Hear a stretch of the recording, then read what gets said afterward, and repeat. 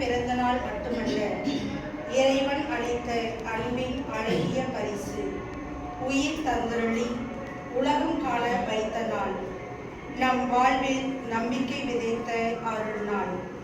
ஒவ்வொரு ஆண்டும் வரும் இந்த நாள் இறைவனின் கருணையை நினைவூட்டும் நேரம்.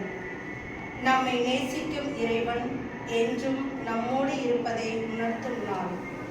ஆகையால் பிறந்த நாளை கொண்டாடுவது வயது கூடுவதற்காக அல்ல, இறைவன் தந்த வாழ்வுக்கு நன்றி கூறி மகிழ்வதற்காக.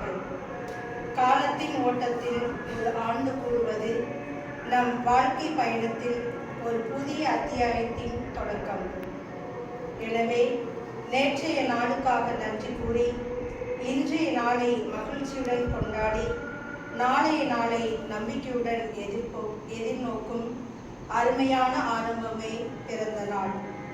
தனது பிறந்த நாளை சிறப்பிக்கும் அன்பு சகோதரி விமலா அவர்கள் அன்னை மரியின் மீது ஆழ்ந்த பக்தி கொண்டவர், சிறந்த பேச்சாளர்.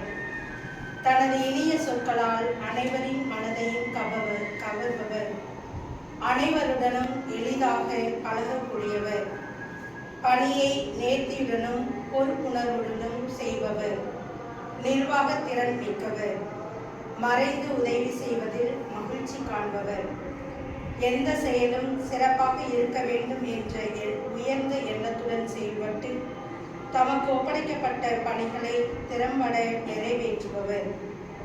இத்தகைய நல்ல பண்புகளாலும் திறமைகளாலும் இறைவன் அவரை அலங்கரித்ததற்காக நன்றி கூறி அவருடைய எல்லா சூழ்நிலைகளிலும் உடனிருந்து அழைத்தல் வாழ்வை அர்த்தமுள்ளதாக வாழ ஊக்குவிக்கும் அவர்களின் குடும்பத்தினருக்காகவும் நண்பர்களுக்காகவும் இந்நாளில் நாம் அனைவரும் ஜெபிப்போம். மேலும் இந்த பிறந்த நாளில் இறைவன் அவரை ஆரோக்கியம், ஆனந்தம், அமைதி மற்றும் நிறைவான அருளால் ஆசீர்வதிக்க, அவரது வாழ்வில் இன்னும் பல வெற்றிகளும் நன்மைகளும் மலர இறைவன் எப்போதும் அவரோடு இருந்து தந்தை ஆபிரகாமை வழிநடத்தியது போல தமது வலக்கரத்தால் அவரை வழிநடத்த, இவரின் பெற்றோரின் விண்ணக ஆசீர்வாதங்கள் என்றும் அவருடன் இருக்க இந்த திருப்பலியில் நாம் அனைவரும் ஒன்றிணைந்து அவருக்காக மனமாற